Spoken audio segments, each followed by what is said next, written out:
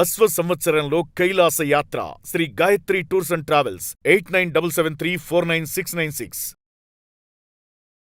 Hi అందరికీ నమస్కారం. Welcome to its TV health. నేను మీ యాంకర్ త్రిపుర. ప్రస్తుతం మనతో పాటు ఉన్నారు doctor Chandrashekar, senior orthopaedic surgeon. వారితో మాట్లాడి అసలు చిన్న ఏజ్లోనే ఈ కీళ్ళ నొప్పులు ఎందుకు వస్తున్నాయి, నీ రీప్లేస్మెంట్ అనేది ఎప్పుడు చేస్తారనేది డాక్టర్తో మాట్లాడి తెలుసుకుందాం. Hello doctor. హలో అండి. సార్, ఆర్థోపెడిక్ అనగానే ఫస్ట్ గుర్తొచ్చేది మనకు బోన్స్ అండ్ జాయింట్సే. సో దానికి కాల్షియం అనేది చాలా ఇంపార్టెంట్ రోల్ ప్లే చేస్తూ ఉంటుంది. సో చాలా మంది కాల్షియం టాబ్లెట్స్ని అంటే డాక్టర్ రిఫరెన్స్ లేకుండా వాళ్ళు ఏం చెప్పకుండానే మెడికల్ షాప్కి వెళ్ళి తీసుకోవడం జరుగుతుంది డైలీ. సో డైలీ మనం కాల్షియం అంటే మిల్క్ తీసుకుంటారు, ఆల్రెడీ మిల్క్ తీసుకుంటాం జరుగుతుంది. సో ఎక్సెస్ కాల్షియం అనేది మన బోన్స్కి కరెక్టా కాదా సార్? ఎప్పుడైనా ఎనీ సప్లిమెంట్ ఇన్ ఎక్సెస్ మంచిది కాదండి. ఓకే, సో ఇప్పుడు ప్రిస్క్రిప్షన్ లేకుండా ఓవర్ ద కౌంటర్ తీసుకోవడం అనేది మంచి ఐడియా కాదు. Okay, in general calcium requirement మనకి డైలీ అవసరం ఉంటుంది అప్ టు, అంటే అది ఏజ్ని బట్టి ప్లస్ మేలా ఫీమేల్ అన్న దాన్ని బట్టి కూడా ఉంటుంది అనమాట. ఓకే, ఇన్ జనరల్ ఫీమేల్స్కి అయితే కాల్షియం రిక్వైర్మెంట్ కొంచెం ఎక్కువగా ఉంటుంది.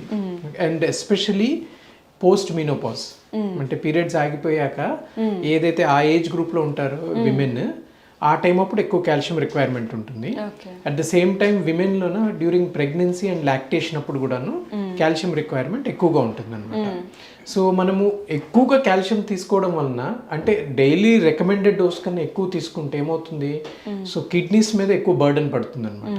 So that is one thing. ఇంకొకటి హైపర్ కాల్సిమియా అని అంటాం.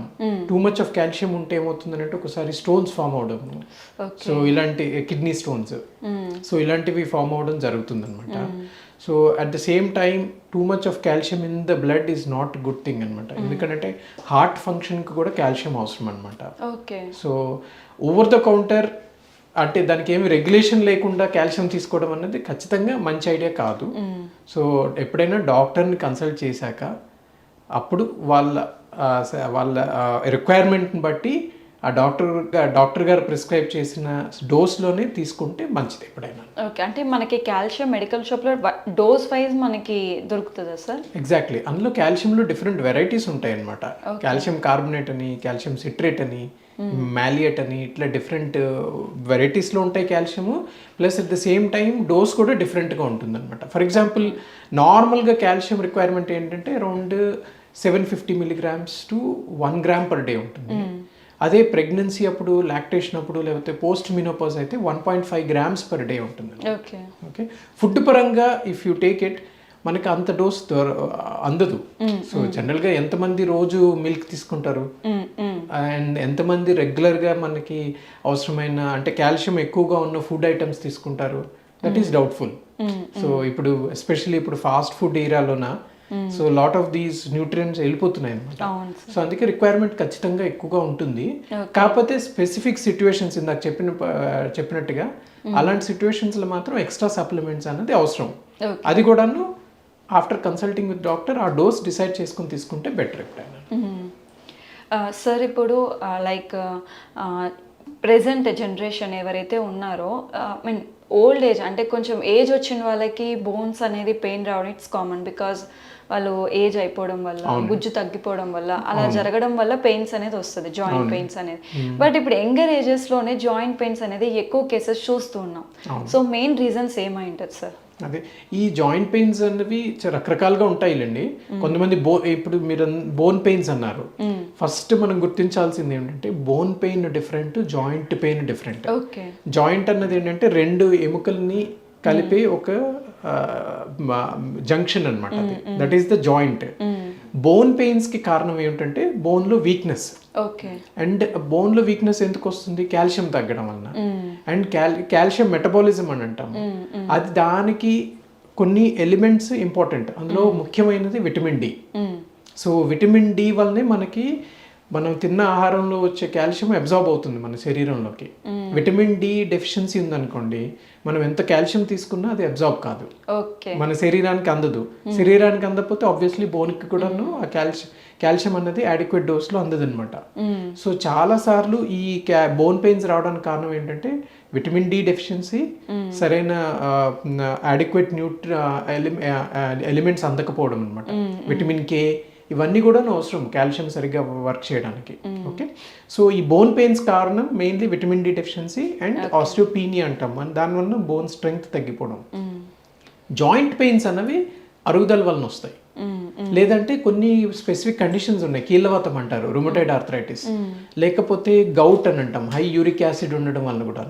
యూరిక్ యాసిడ్ ఎక్కువగా ఎందుకు పెరుగుతుంది అని అంటే too much of protein intake, too much of junk food and refined sugars తీసుకోవడం వలన ఆ యూరిక్ యాసిడ్ మెటబాలిజం డిస్టర్బ్ అయ్యి ఆ యూరిక్ యాసిడ్ క్రిస్టల్స్ లాగా మైక్రో క్రిస్టల్స్ ఉంటాయి, అవి జాయింట్లో డిపాజిట్ అవడం వలన వాళ్ళకి జాయింట్ పెయిన్స్ కూడా వస్తుంటాయి. ఇవి కాకుండా ఎక్కువగా జాయింట్ పెయిన్స్ ఎందుకంటే lack of exercises, strengthening exercises చేయలేదనుకోండి, ఫర్ ఎగ్జాంపుల్ మసిల్ స్ట్రెంగ్త్ సరిగ్గా లేదనుకోండి, జాయింట్ మీద లోడ్ ఎక్కువ పడుతుంది. ఎప్పుడైనా సెడెంటరీ లైఫ్ స్టైల్ మంచిది కాదు జాయింట్కి. ఎక్కువగా కూర్చొని ఉండడం వల్ల ఏమవుతుందని అంటే మసిల్ స్ట్రెంగ్త్, మసిల్ టోన్ తగ్గిపోయి జాయింట్ మీద స్ట్రెస్ ఎక్కువ పడి దానివల్ల కూడా జాయింట్ పెయిన్స్ వస్తుంటాయి. ఓకే సార్, ఇప్పుడు అంటే రీసెంట్ టైమ్స్లో మనం వింటూ ఉన్నాం సార్, ఈ సోషల్ మీడియాలోనే ఎక్కువ దీన్ని అడ్వర్టైజ్ చేస్తూ ఉన్నారు. లైక్ మీకు మోకాలు నొప్పి ఉందా, జస్ట్ రండి ఒక ఇంజెక్షన్తో ఫ్యూ అవర్స్లో మీ మోకాలు నొప్పి పోతుంది అని చెప్పేసి అడ్వర్టైజ్మెంట్స్ మనం చూస్తూ ఉన్నాము. నిజంగా మన యొక్క నీ పెయిన్కి జస్ట్ ఒక ఇంజెక్షన్ చాలా సార్, అంటే అంత ఈజీగా ఈ ప్రాబ్లమ్ సాల్వ్ అయిపోతే ఇంత చదవాల్సిన అవసరం లేదు మేము. ఓకే, సో ఈ ఎంత టెక్నాలజీ అంతా పెరిగినా మన బాడీ బయాలజీని మనం రెస్పెక్ట్ చేయాలి. ఓకే, సో ఎందుకంటే చాలాసార్లు చాలా కండిషన్స్కి మన బాడీని రిపేర్ చేసుకుంటుంది అనమాట. కాకపోతే కొన్ని స్పెసిఫిక్ ఇష్యూస్ ఉంటాయి. ఫర్ ఎగ్జాంపుల్ జాయింట్లోన గుజ్జు అన్నది చాలా ముఖ్యమైన పదార్థం. అది జాయింట్కి కుషన్ లాగా పనిచేస్తుంది. దీన్ని కార్టిలేజ్ అని అంటాం మెడికల్ టర్మ్స్లోన. ఈ కార్టిలేజ్కి ఏంటంటే ఒక స్పెసిఫిక్ గుణం ఉంది, దానికి సరైన ఒక రక్త సరఫరా ఉండదు. ఏ వాస్కులర్ స్ట్రక్చర్ అంటాము, ఏ న్యూరల్ అంటే దానికి నరాల సప్లై కూడాను ఉండదు, అండ్ ఏ లింఫాటిక్ అనమాట, లింఫాటిక్ సిస్టమ్ అని ఉంటుంది. సో ఈ గుణాలు ఉండడం వలన ఆ కార్టిలేజ్ ఎప్పుడైనా ఒకసారి దెబ్బతింది అనుకోండి, అది మళ్ళీ పెరిగే ఇది ఉండదు అనమాట. ఈ కార్టిలేజ్లోన 2 రకాల కార్టిలేజ్లు ఉంటాయి అనమాట.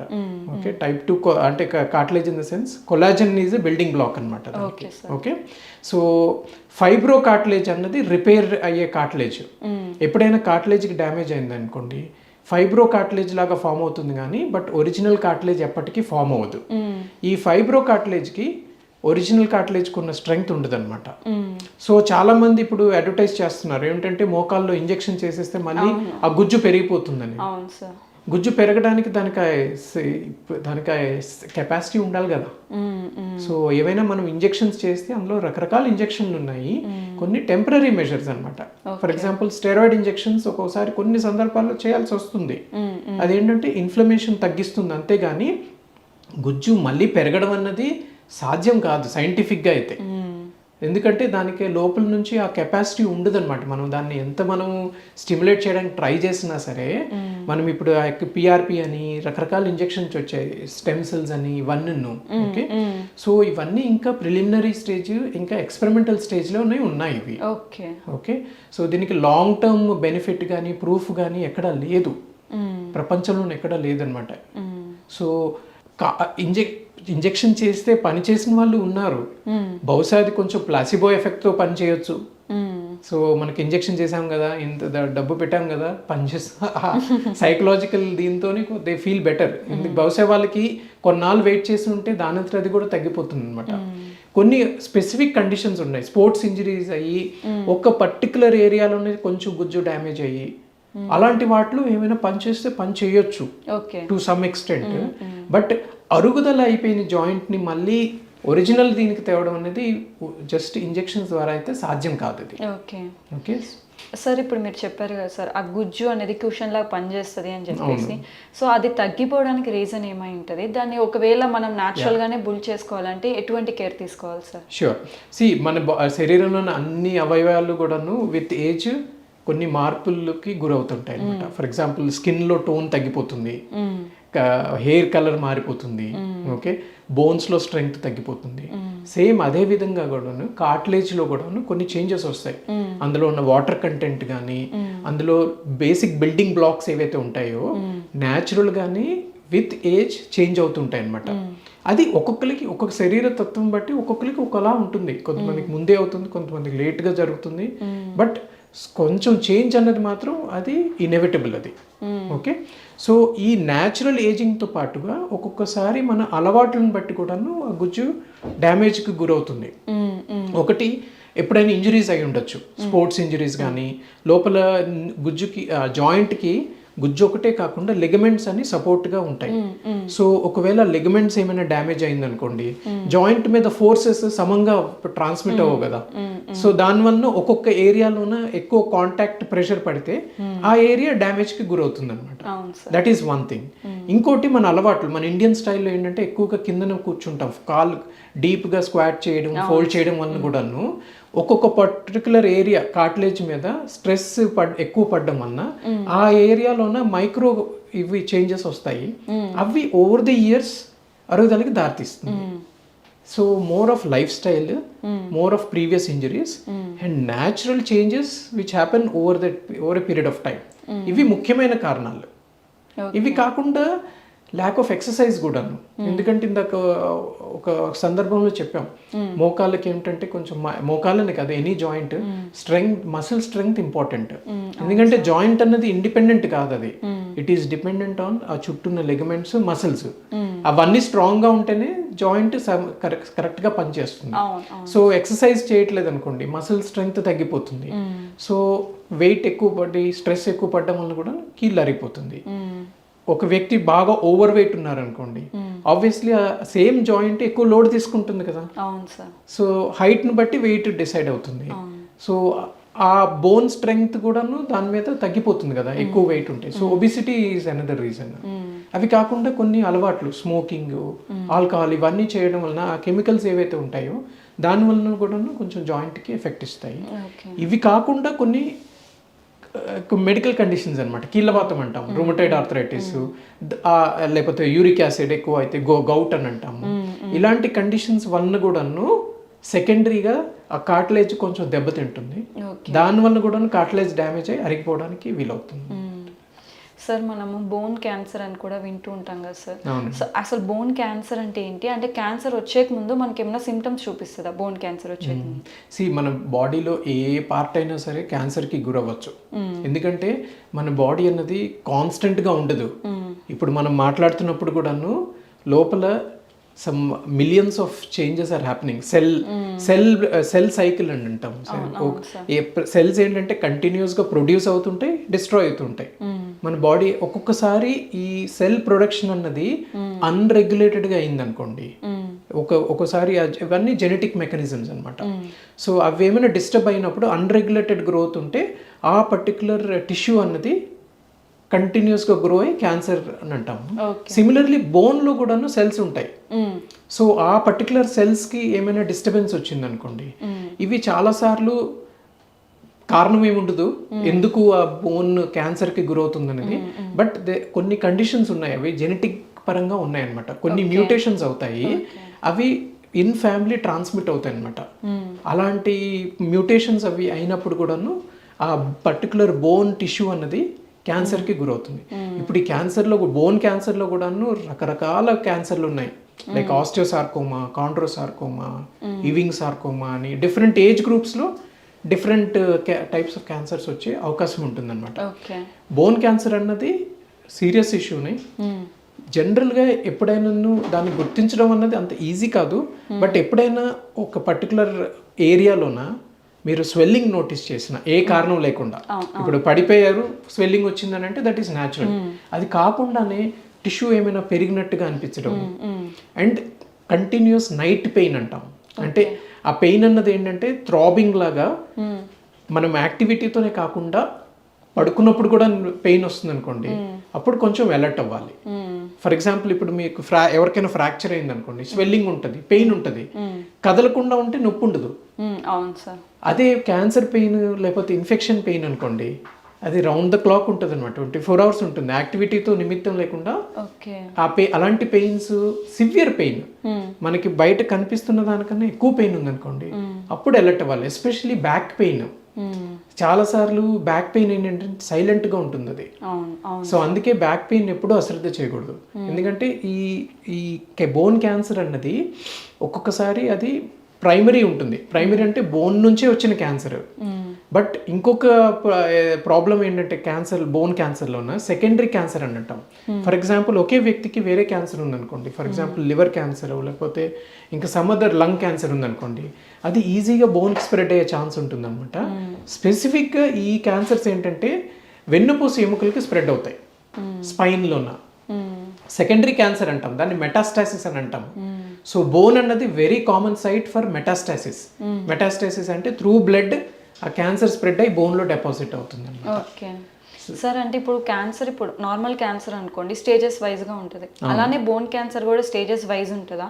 ఏ స్టేజ్ వరకు మనం క్యూర్ చేసే ఛాన్స్ ఉంటుంది సార్? యా ఖచ్చితంగా స్టేజెస్ ఉంటాయి అవి. ఓకే, సో అది ఎనీ లైక్ వేరే క్యాన్సర్స్ లాగానే బోన్ క్యాన్సర్ని కూడా మనం ఎంత త్వరగా డిటెక్ట్ చేస్తే అంత మంచిది. మళ్ళీ క్యాన్సర్లో 2 వెరైటీస్ ఉంటాయి, బినైన్, మ్యాలిగ్నెంట్ అని. బినైన్ అంటే అది స్ప్రెడ్ అవ్వనిది, లోకల్ గానే ఆ బోన్ ఏంటంటే అది డ్యామేజ్ చేస్తుంది. సో బోన్ అంతా చిన్న డొల్లలాగా అయిపోతుంది. కామన్ గా జాయింట్ సెల్ ట్యూమర్ అని అంటాం, వన్ ఆఫ్ ది కామనెస్ట్ ఇవి. లేకపోతే బోన్ సిస్ట్స్ అని ఉంటాయి, ఇవన్నీ హార్మ్లెస్, కాకపోతే బోన్ అన్నది వీక్ అయిపోతుంది. బట్ ప్రాణానికి అంత రిస్క్ ఉండదు.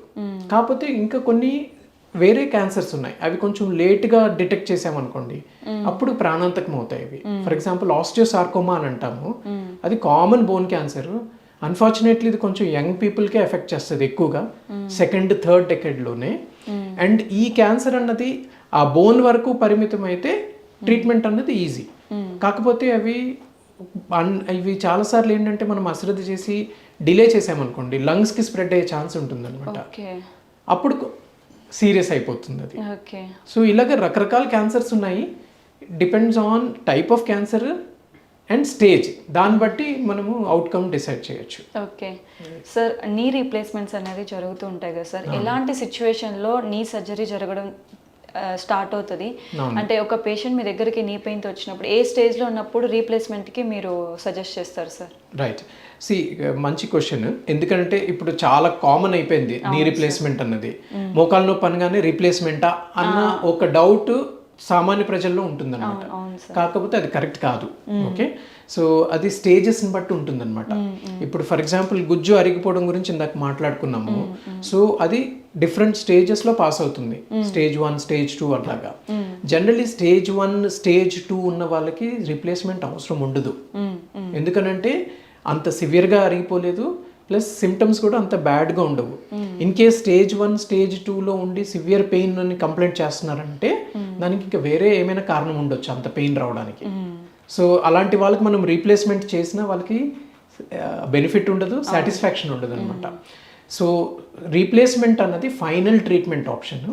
ఎవరికైతే కీళ్ళు కంప్లీట్గా అరిగిపోతుందో, మోకాల గురించి స్పెసిఫిక్గా మాట్లాడితే, అండ్ వేరే ట్రీట్మెంట్స్ అన్నీ ట్రై చేసి అవి కూడా సరిగ్గా పని చేయనప్పుడు రీప్లేస్మెంట్కి జనరల్గా అడ్వైస్ చేస్తాము.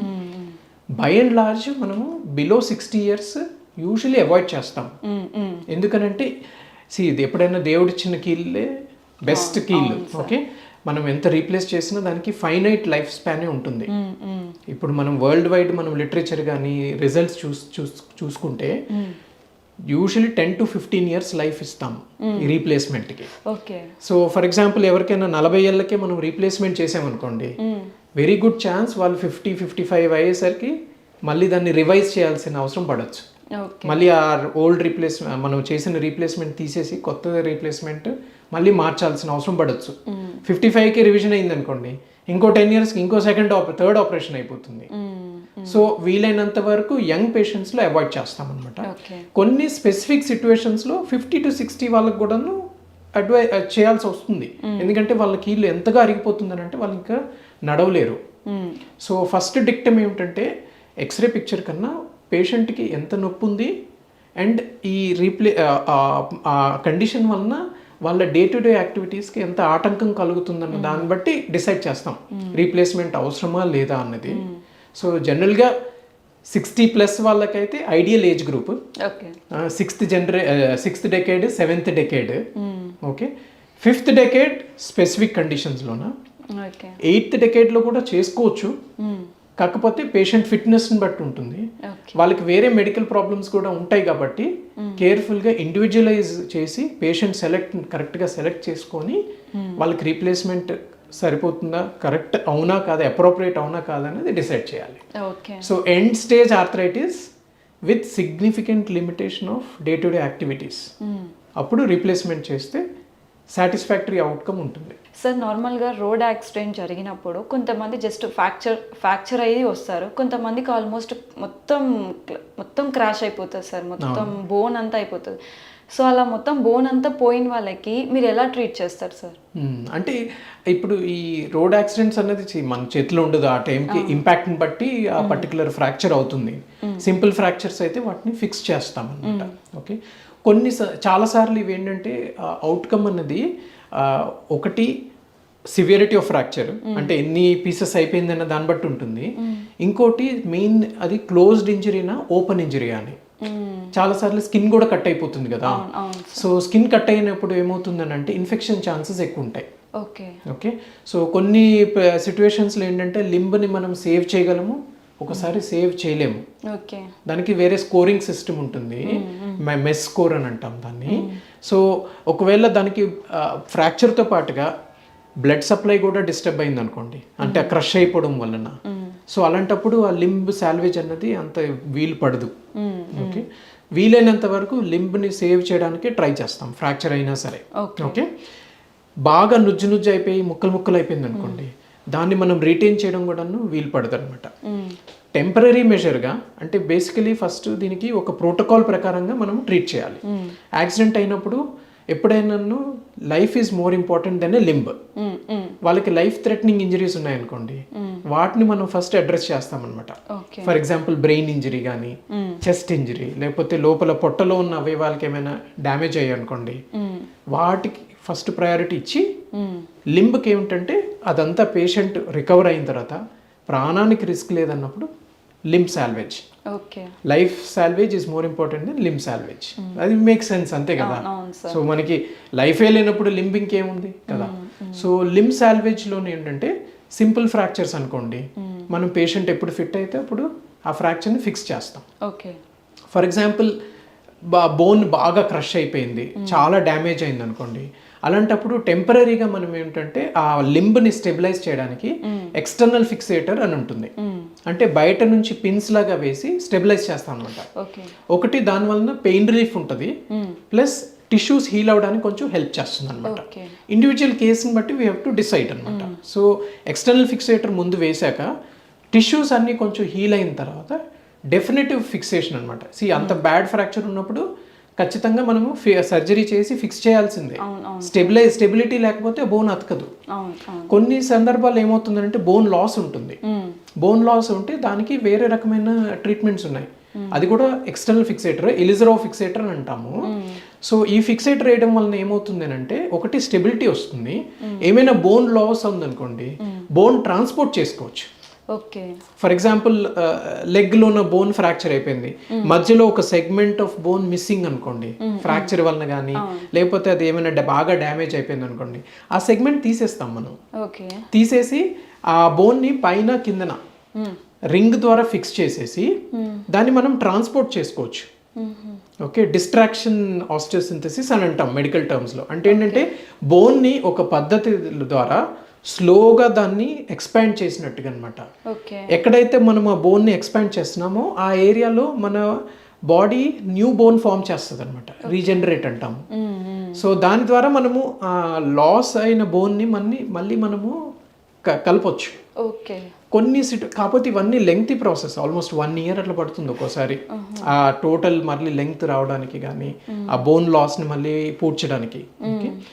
ఒక్కొక్కసారి బోన్ అతకపోవచ్చు, ఎందుకంటే ఇనీషియల్ ట్రామా వలన ఆ బోన్లో ఉన్న రక్త సరఫరా డిస్టర్బ్ అవుతుంది. అలాంటి సందర్భంలో ఏంటంటే బోన్ సరిగా అతకదు, హీల్ అవ్వదు. అలాంటప్పుడు డిలేడ్గా బోన్ గ్రాఫ్టింగ్ ప్రొసీజర్ అనే ద్వారా మనం ఆ బోన్ని యాక్టివేట్ చేయడానికి ట్రై చేస్తాం, హీల్ అవ్వడానికి. Okay okay. సో చిన్నపిల్లల్లో చూసుకుంటే చాలా మంది ఊరికే పడిపోతూ ఉంటారు, నడుస్తూ పడిపోవడం కానీ, లేకపోతే ఆడుకుంటూ అంటే వాళ్ళ బోన్స్ వీక్గా ఉంటాయి మోస్ట్లీ. అలాంటి సిచ్యువేషన్స్లోనే వాళ్ళు అలాంటి ఫేస్ చేస్తూ ఉంటారు. సో అలాంటి కిడ్స్ ఎలాంటి కేర్ తీసుకోవాల్సి వస్తుంది సార్? ఫస్ట్ ఆఫ్ ఆల్ ఏంటంటే ఇది బోన్ స్పెసిఫిక్గా వీక్ అని చెప్పలేము. మళ్ళీ పడిపోతున్నారని అంటే వాళ్ళకి ఏమైనా కొంచెం డెవలప్మెంటల్గా లింబ్లో ఏమైనా కొంచెం డిఫార్మిటీస్ ఉండొచ్చు. ఓకే. కొద్దిమంది ఏంటంటే కాలు కొంచెం ఇట్లా బయటకు అనుకొని నడుస్తుంటారు, ఇలాగా ఎక్స్టర్నల్ రొటేషన్ గేట్ ఉంటుంది, లేదంటే ఫ్లాట్ ఫుట్ ఉంటుంది.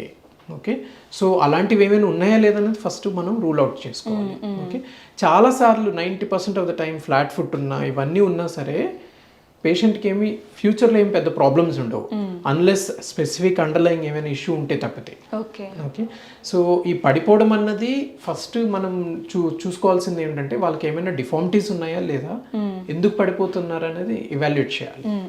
అది కాకుండా ఏంటంటే వాళ్ళకి ఏమైనా డెఫిషియన్సీస్ ఉన్నాయా, లైక్ విటమిన్ డి డెఫిషియన్సీ చాలా కామన్ అనమాట. ఓకే, సో పడిపోవడం వలన తరచూ ఫ్రాక్చర్స్ అయితే మాత్రం that has to be evaluated properly.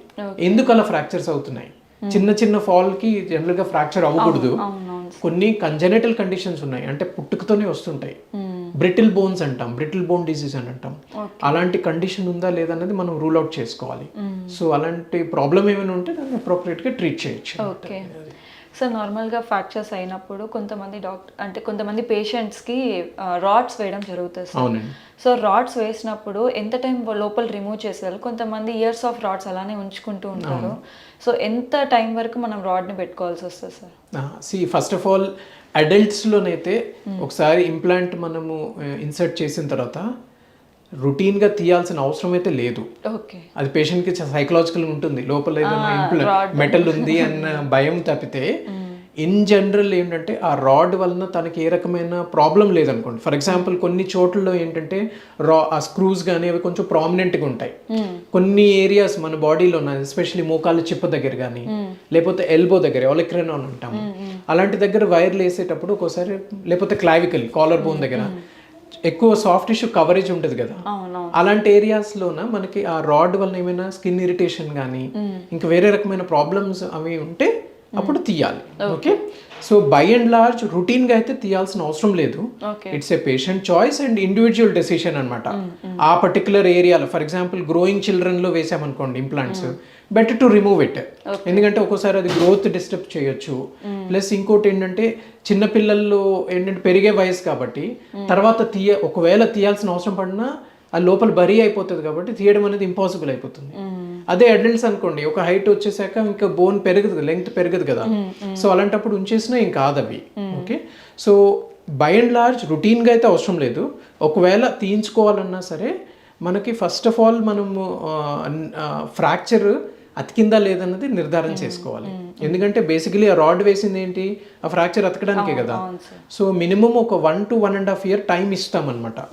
ఎందుకంటే ఫ్రాక్చర్ హీలింగ్ అన్నది ఇట్స్ ఎ కంటిన్యూస్ ప్రాసెస్. మనకి హీలింగే కాకుండా ఆ తర్వాత కన్సాలిడేషన్, రీమోడలింగ్ ప్రాసెస్ అని ఉంటుంది ఫ్రాక్చర్కి. అది ఆల్మోస్ట్ 1 to 1.5 year అవుతుంది. ఏజ్ని బట్టి, ఫ్రాక్చర్ నేచర్ని బట్టి, ఏ ఏరియాలో ఫ్రాక్చర్ అయిందన్న దాన్ని బట్టి హీలింగ్ టైం ఉంటుంది. It varies from anywhere from 6 weeks to 6 months ఉంటుంది, depending on the site and age of the patient and general condition. So అందుకే మనము మినిమం ఒక 1 to 1.5 year టైం ఇచ్చేసుకుంటే సేఫ్గా ఆ టైంలో తీసుకోవచ్చు. ఒకవేళ ఇంప్లాంట్ తీయాలన్నా సరే అలా అని చెప్పేసి మళ్ళీ ఎక్కువ ఇయర్స్ ఉంచేసినా సరే తీయడం అనేది కష్టం అయిపోతుంది. ఎందుకంటే మన బాడీ ఏంటంటే ఫారెన్ బాడీ ఉందనుకోండి, దాన్ని సీల్ చేయడానికి ట్రై చేస్తుంది. సో ఆ ఇంప్లాంట్ మీద బోన్ పెరిగిపోతుంది అనమాట. మరీ మీరు 3 years, 5 years, 10 years ఉంచేసారు అనుకోండి, తీయడం చాలా కష్టం అయిపోతుంది. ఇంప్లాంటేషన్ ఈజీనే, తీయడం అంత ఈజీ జాబ్ కాదు ఇది. ఇంప్లాంట్స్ ఒక్కోసారి ఇప్పుడు కొత్త రకాల ఇంప్లాంట్స్ వచ్చాయి అనమాట, అందులో లాకింగ్ స్క్రూస్ అని ఉంటాయి. అవి ఒక్కోసారి చాలా కష్టం కూడా తీయాలన్నా, ఒక్కోసారి ఫెయిల్ అవుతాం, we have to give up. అన్నిసార్లు ఇంప్లాంట్స్ ఎంత ఈజీగా రావు. So last and final question sir, ఇప్పుడు ఒక పేషెంట్కి ఒకవేళ రీప్లేస్మెంట్ జరిగినా కానీ లేదా ఏదైనా సర్జరీ జరిగితే ఎలాంటి కేర్ తీసుకోవాల్సి వస్తుంది అండ్ క్యూర్ అవ్వడానికి ఎన్ని మంత్స్ ఆఫ్ టైం పడుతుంది సార్? అంటే జనరల్గా మనం చూస్తుంది నీ రిప్లేస్మెంట్, హిప్ రిప్లేస్మెంట్. అవును సార్. వేరే కొన్ని షోల్డర్ అండ్ ఎల్బో కూడా రిప్లేస్ చేస్తాం. అన్ని జాయింట్స్కి ఇప్పుడు రిప్లేస్మెంట్స్ ఉన్నాయి. బట్ మోస్ట్ కామన్ ఏంటంటే నీ, next common is hip. Okay, so ఈ రీప్లేస్మెంట్ చేశాక పేషెంట్కి by and large almost every case unless ఏదైనా కాంప్లెక్స్ కేసెస్ అయితే తప్పితే రొటీన్ రిప్లేస్మెంట్ తర్వాత general recovery period is about 6 to 8 weeks అనుకోవచ్చు. ఓకే, సో నడవడానికి వెంటనే వీలు పడుతుంది. విదిన్ 4 to 6 hours యాక్చువల్గా వాళ్ళు నిలబడచ్చు వాళ్ళ కాళ్ళ మీద. అండ్ బై నెక్స్ట్ డే నడవచ్చు, ఫ్యూ స్టెప్స్ కూడా తీసుకోవచ్చు. అండ్ ఇండివిజువల్ కేసుని బట్టి రీహాబిలిటేషన్ అనమాట, నీ ఫోల్డింగ్ కానీ ప్లస్ ఎక్సర్సైజెస్ కానీ స్లోగా స్టార్ట్ చేస్తాం అన్నమాట. సో సర్జరీ ఎంత ఇంపార్టెంటో తర్వాత రీహాబిలిటేషన్ కూడా అంతే ఇంపార్టెంట్. అది పర్సన్కి కొంచెం డిఫరెంట్గా ఉంటుంది. వాళ్ళ మోటివేషన్ బట్టి ఉంటుంది, పెయిన్ని బట్టి ఉంటుంది, పెయిన్ టాలరెన్స్ని బట్టి ఉంటుంది. But usually 6 to 8 weeks period అప్పుడు వాళ్ళు most of the normal activities resume చేసుకోవచ్చు. Okay, thank you so much sir. Thank you so much. Thank you.